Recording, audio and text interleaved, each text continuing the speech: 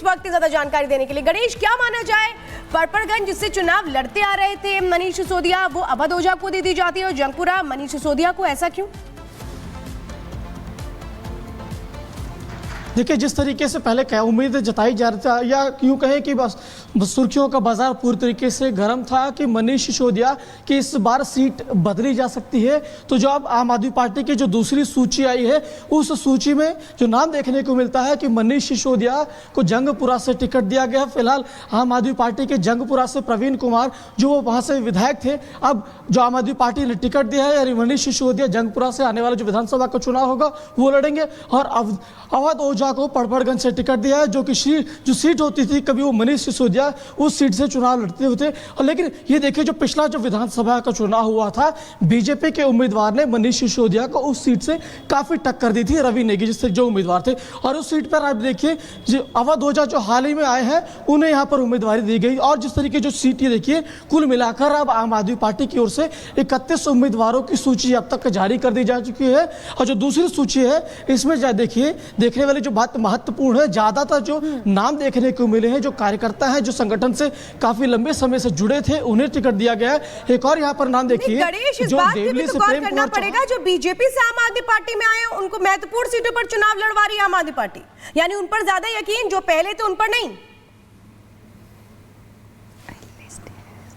देखिए, इस बात को लेकर जब बातें होती थी, जब ज्वाइनिंग होती थी, तो पूछा जाता था, कुछ जब अरविंद केजरीवाल ज्वाइनिंग कराने आते थे तो उनसे जब ये सवाल होता था टिकट को लेकर, तो उनका उस दौरान ये कहना होता था कि जो उम्मीदवार बेहतर होगा, जो नाम होगा, जो अच्छा काम करेगा, जो जनता के बीच में लोकप्रिय होगा, हम उससे टिकट देंगे, बेशक जो हमारी पार्टी में आ रहे हैं उनका भी नाम क्यों ना हो। तो उसी तरीके से जब सूची आ रही है तो उन लोगों का भी नाम, जिस तरीके से तिमारपुर सीट है, अब ये देखिए, तिमारपुर से सीट को लेकर हाल ही में जो अभी इसमें पार्टी में आए हैं, उनको एक तरीके से यहाँ पर जो बात हमने सामने आ रही है, तमाम लोगों को जिस तरीके से जो बातें कही हैं, और अभी बिट्टू जो पार्टी में भी शामिल हुए, उनको टिकट दिया गया। कल देखा था हमने किस तरीके से दिलीप कुमार के जो समर्थक थे वो नारेबाजी कर रहे थे। तो आज दिलीप कुमार का उसको लेकर ट्वीट आता है, दिलीप कुमार पांडे का ट्वीट आता है, उनका साफ तौर से कहना होता है कि मैं पार्टी से जुड़ा हुआ था, पार्टी के लिए काम किया और मैं पार्टी के साथ रहूंगा। तो जिस तरीके से जो आप बात कर रहे हैं, जो टिकट को लेकर के जब ज्वाइनिंग होती है, तो इसको लेकर हम लोग अरविंद केजरीवाल से लगातार सवाल भी पूछ रहे थे। तो क्या जिस तरीके से चाहे किराड़ी हो या फिर अगर हम सीमापुरी सीट की बात करें, इन सबको बदला है आम आदमी पार्टी ने। आम आदमी पार्टी ने यहाँ पर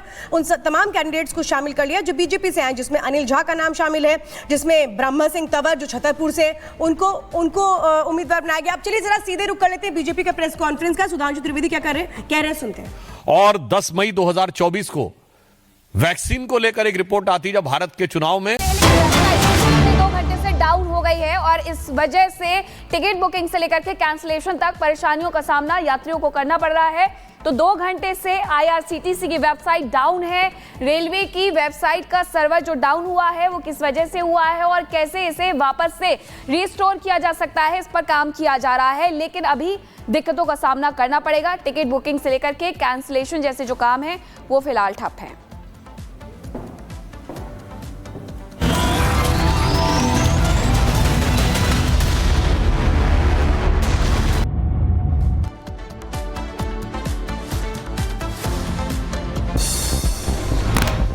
लोकसभा की कार्यवाही के दौरान विपक्ष का जोरदार हंगामा, विपक्षी सांसदों ने सदन से की नारेबाजी। हंगामे के चलते लोकसभा की कार्यवाही दोपहर 2 बजे तक के लिए स्थगित।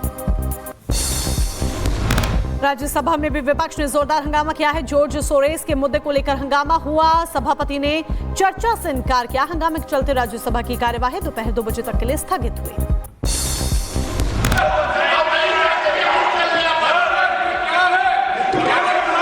The House stands adjourned to meet at noon today. Jammu Kashmir के बारामूला में आतंकी साजिश नाकाम। श्रीनगर बारामूला नेशनल हाईवे पर संदिग्ध बैग में मिला आईडी। हाईवे से गुजरना था भारतीय सेना का काफिला, संयुक्त सुरक्षा बलों ने आईडी को किया नष्ट। मुर्शिदाबाद के सागरपारा में घर के अंदर धमाका हुआ। विस्फोट में 3 लोगों की मौत हो गई। बम पैक करते वक्त यह विस्फोट हुआ, मकान धराशायी। पुणे में कबाड़ के गोदाम में आग लगी। फायर ब्रिगेड की कई गाड़ियां आग बुझाने में जुटी। इलाके में मचा हड़कंप। उधर उत्तर प्रदेश के झांसी में नशे में धुत ड्राइवर ने मचाया उत्पात। कई वाहनों को टक्कर मारी। भागने की कोशिश के दौरान डिवाइडर से टकराई कार। यूपी के शाहजहांपुर में पुष्पा 2 की स्क्रीनिंग के दौरान बवाल। ब्लैक टिकट को लेकर जमकर चले लाठी डंडे, वीडियो हुआ वायरल। प्रधानमंत्री नरेंद्र मोदी ने rising Rajasthan global investment summit में शिरकत की। जयपुर के कन्वेंशन सेंटर में किया प्रदर्शनी का अवलोकन। सीएम भजनलाल शर्मा भी प्रधानमंत्री मोदी के साथ मौजूद रहे। राजस्थान ग्लोबल इन्वेस्टमेंट समिट 2024 का प्रधानमंत्री मोदी ने किया उद्घाटन। कहा 2014 से पहले की तुलना में एफडीआई हुआ दुगना। आज दुनिया हर इन्वेस्टर भारत की तरफ देख रहा है। दुनिया का हर एक्सपर्ट, हर इन्वेस्टर भारत को लेकर बहुत ही उत्साहित है। महाराष्ट्र विधानसभा में राहुल नार्वेकर को निर्विरोध चुना गया। राहुल नार्वेकर के अलावा किसी ने सदन के स्पीकर पद के लिए नहीं किया था नामांकन। दूसरी बार विधानसभा अध्यक्ष बने नार्वेकर। केंद्रीय मंत्री गिरिराज सिंह का राहुल गांधी पर हमला। कहा राहुल और सोनिया करते हैं देशद्रोह का काम। साथ ही बोले जॉर्ज सोरोस की भाषा बोलते हैं राहुल। मिलकर के सरोज की भाषा यहाँ राहुल गांधी बोलते और राहुल गांधी की भाषा वहाँ सरोज बोलता। आदित्य ठाकरे के बयान पर बीजेपी का पलटवार। कहा ये स्वार्थों का बेमेल गठबंधन है। भारतीय जनता पार्टी का ये शुरू से मानना रहा कि ये जो इंडी ब्लॉक है ये स्वार्थों का बेमेल गठबंधन है और ये स्वार्थों के हल ना होने के साथ ही बिखरता जाएगा, टूटता जाएगा। सपा नेता रामगोपाल ने बीजेपी पर साधा निशाना। कहा यह किसान विरोधी सरकार है। झूठे आरोप लगाना बीजेपी की आदत।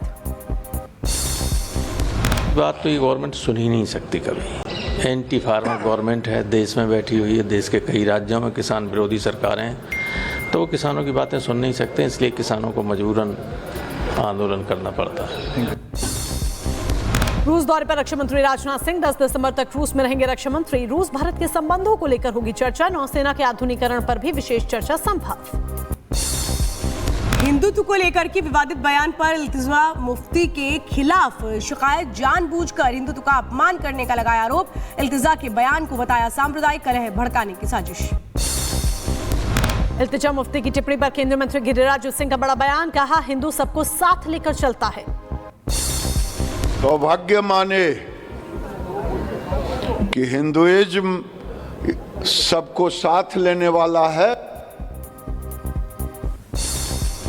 इल्तिजा मुफ्ती के बयान पर साधु संतों में नाराजगी। कहा हिंदुत्व उनके लिए बीमारी ही है। बांग्लादेश में चिन्मय प्रभु के खिलाफ नया मामला दर्ज हुआ। चिन्मय प्रभु के अलावा 164 लोगों के खिलाफ भी केस दर्ज हुआ। हिंदुओं को बनाया गया निशाना। बांग्लादेश के दौरे पर भारतीय विदेश सचिव विक्रम मिस्री मोहम्मद यूनुस से कर सकते हैं मुलाकात। कई बड़े मुद्दों पर बातचीत की उम्मीद। हिंदुओं पर हमले का मुद्दा उठा सकते हैं भारतीय विदेश सचिव। बांग्लादेश की पूर्व पीएम शेख हसीना ने यूनुस शासन और चिन्मय दास की गिरफ्तारी पर बयान दिया। कहा बिना किसी वारंट के गिरफ्तार कर लिया गया, ये कैसा कानून। बांग्लादेश में हिंदुओं के खिलाफ हो रही हिंसा के खिलाफ दिल्ली में प्रदर्शन। विप कार्यकर्ताओं ने संयुक्त राष्ट्र कार्यालय के बाहर किया हंगामा।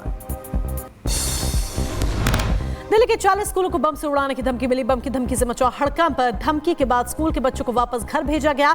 ईमेल के जरिए स्कूलों से मांगे गए $30,000।